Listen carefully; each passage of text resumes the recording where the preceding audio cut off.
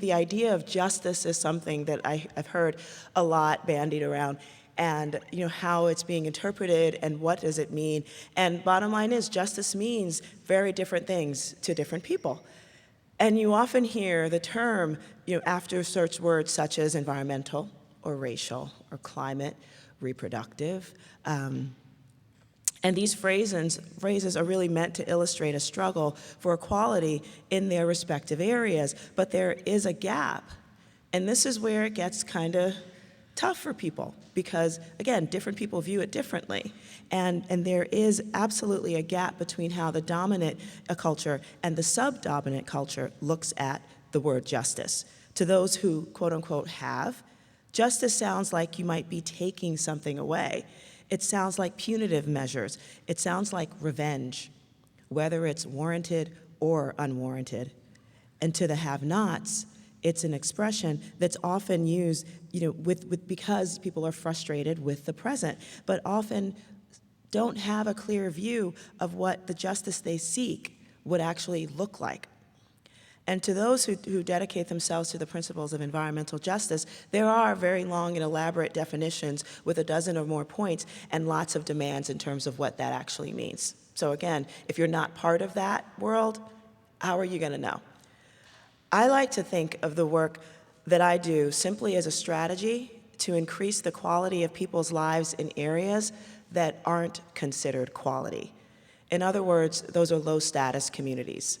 And those are the places, whether it's an inner-city ghetto, a Native American reservation, a formerly profitable but now, former mining town.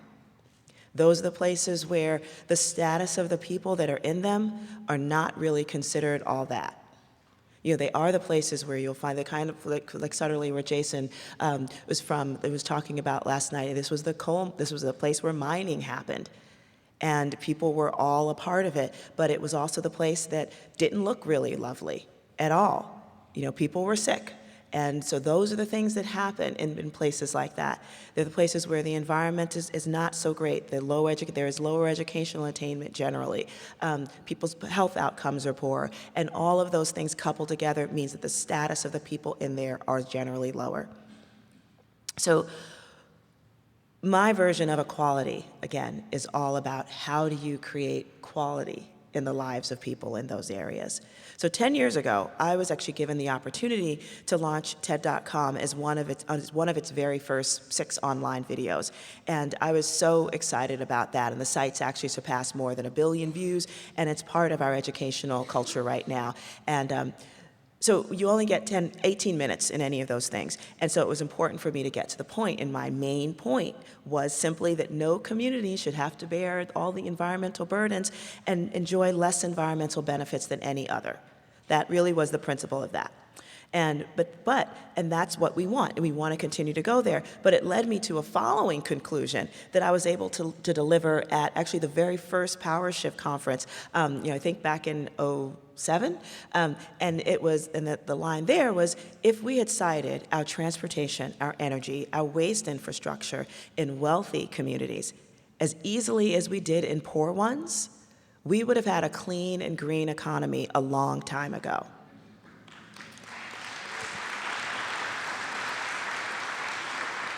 And that was a visual, that I was hoping people would kind of see, and I think they did. But the body of my work has largely been visual. I'm a project-based person. I'm also a former film major from Wesleyan University, right down the road. So I think like that. Who's from Wesleyan?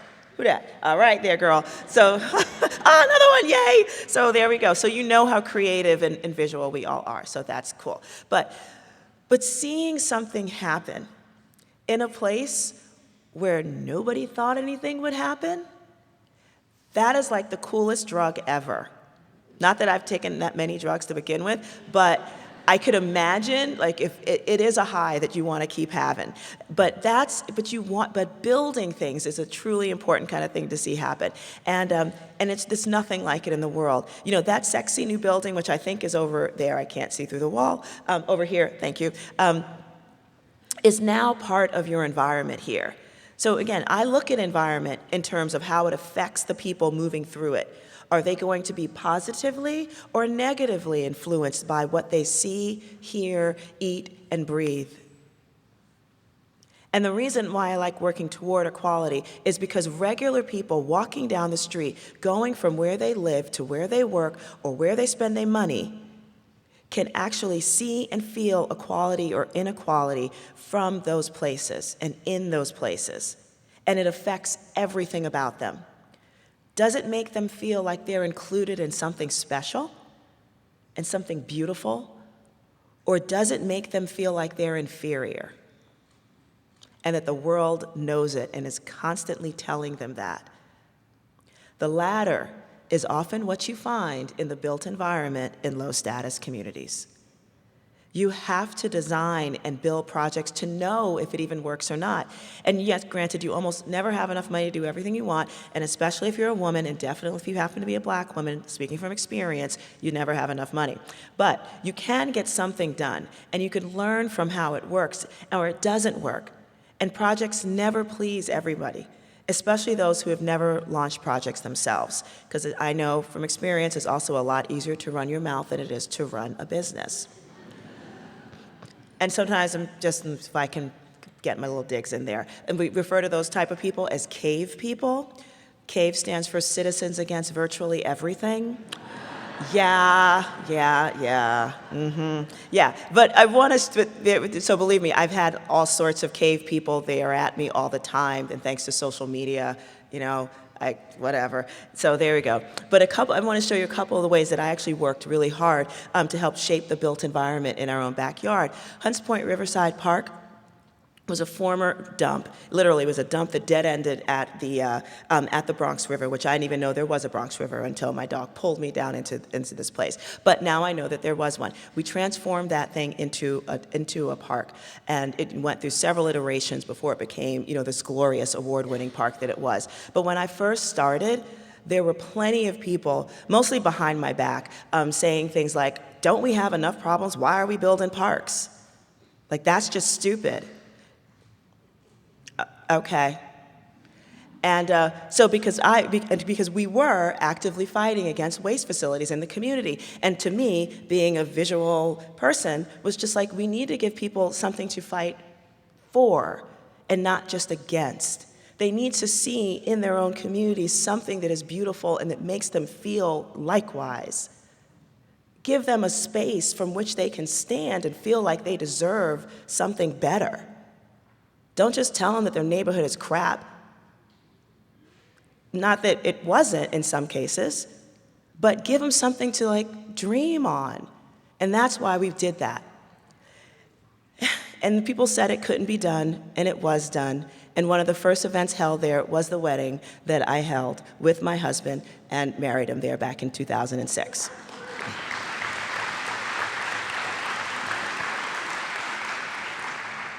With regard to economic development, we know that we are part of the tech economy in this country and all over the world, and I kept hearing these things about how what we need to do is like teach kids to code, and that's how we're going to get people into the tech world.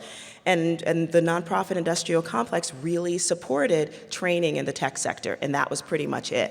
We're going to teach kids to code. I think kids should learn a lot of things, be taught, you know, music, art, chemistry, physics, science, you name it, how to be nice to each other. Good, teach them to code too. But what I really thought we needed was actually entry-level jobs in the tech sector that could provide career ladders that were preferably in those businesses that were located in low-status communities, so that were owned by people in those communities, so that we could do away with statistical hiring bias in tech.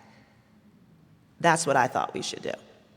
And people were like, good on you, kid, good luck. And it was a real challenge as a black female tech founder to find support to make that happen. And my husband and I really almost went broke trying to develop what we knew would be a business that would respond to a pain point in the tech industry, which was software testing. And I'm not going to go into all the details of that, but we were basically able to urban onshore some tech jobs here, add some value so that companies in this country, in New York City in particular, would find value in hiring our people to do that work. And we owned the actual business, so we just gave them a service. So they weren't bringing in people into their office. Instead, those folks in a street corner office in the South Bronx were inspiring other people in the community to understand that tech could happen in a low-status community like the South Bronx. And 2 years later, we're doing quite well. But not before we had to do the whole really difficult couple of years to grow a tech business with very little funding. But yeah, we're going to be 2 years this month, so we're really excited about that. Another thing we did was we launched a coffee shop, and in some parts, I think in the world of folks who like to think that gentrification is just this absolute bad thing where nothing absolute good can happen. And when you look at it in a very traditional way, when it just displaces poor people, yeah, it is a difficult thing to say, but we knew and understood that gentrification didn't just happen, when, hipsters and other white people move in and the doggy daycare centers came in. Okay, that's not when gentrification starts. Gentrification starts in low-status communities when we start telling the smart, hardworking kids in those communities that in order to be somebody, you need to grow up and get out. You will measure success by how far you get away from those communities. You stay here, you will be like the rest of them. Nothing. That's when gentrification starts to happen, because what it does is that it leaves this widening investment gap. Because instead of the people looking back and going, we can invest in our own communities, it gives speculators and other developers opportunities to go, I can get that land cheap, because those people living there, they see no value in it, but once they're gone, this is going to be prime real estate. I saw it happening in other neighborhoods all over the country, certainly in New York City. And I was like, you know what we're gonna do? We're gonna do this thing called self-gentrification. Because the last time I checked, poor people in communities, low-status communities, we like nice things too. We want parks. We want our schools to be better. We want healthy places. We want to go to we want to feel beautiful in nice places. We want to shop in our own community and not, and get good, decent food and not be overcharged for it. We want good things. Why would we not? Doesn't everybody want these things? I mean, do you have to be wealthy to see value in good things? That's just, only cave people think that. And so self-gentrification became something that I really do believe in. And actually, I didn't make up that term. I got it from President Carter from Johnson C. Smith University down in Charlotte, North Carolina. But I love the term, so I've adopted it as an approach. And so as we were thinking about how do we create investment in our own community, one of the things that we did was we heard, because we've done hundreds and hundreds of surveys talking to people about what do they want in their neighborhood, what would make it so that you don't want to leave, so that you don't feel you've got to move out of your neighborhood to live in a better one. And little things like coffee shops came up, restaurants, things like that. So I was like, and with my limited capacity, I realized what we could do is we can open one. If we developed a joint venture with somebody who actually had the knowledge to do coffee. And so we joined forces with a really awesome company called Birch Coffee. They've got 7 different coffee shops downtown, known for some of the best, and they are high-end specialty coffee. And we were like, okay, we're gonna partner, we're gonna do this joint venture, and we opened this absolutely beautiful little coffee shop right on Hunts Point Avenue, which is a block away from where I live and down the street from where I grew up. And it happens to have been the very first coffee shop that we've had in our community since I was in high school there in the 1980s. There's been no place like that, and no place for like even adults to hang out in, unless of course you're interested in topless bars, because you can find those in the outskirts of the neighborhood, but nothing else. So again, we wanted to give people something else they wanted. So we did that, and it was it was that kind of third space that's accessible for anyone to meet and talk and gather, and we just launched it less than 4 months ago, and we're doing really well too. But I did upset some people.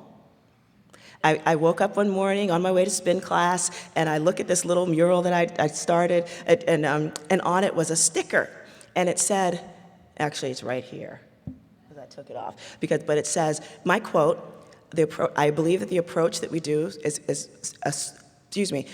we believe that what we're doing is called self-gentrification. That's our approach. And it was attributed to Majora Carter, local sellout. I'm gonna put that on a t-shirt and sell it, okay? But the idea, again, that it was like, oh, and of course there was a little coffee cup on the top of it, referring directly to the coffee shop that I'd started. But again, those kind of things were the important pieces that really allowed our community to see itself as valuable, whether it was a park, whether it was a tech company, whether it was a coffee shop. People were just like, wow, I didn't know I could get something like this in the South Bronx, in my own neighborhood. Why can't we get something that we want in our own neighborhood? That should not ever be a question that that we can't make these things happen so that things are beautiful for all of us. But those are context-specific kind of projects. But I do hope you see the kind of parallels in work that you do and what you observe and what you choose to support or not. None of them will bring about justice, whatever that means. But they all can be bridges to equality as you define it. My friend Bill Clinton once said to me, there'll never be a time when there's no distance between where we are and where we ought to be. And the Kern building, I think, in my humble opinion, will actually help narrow that gap. It will certainly start some conversations. And I hope, the kind of conversations that will actually bring people closer together than it will, pull them further apart. But it's up to all of us to carry its meaning and its purpose into other parts of our lives and bring a little bit more of equality day by day everywhere. And so thank you very much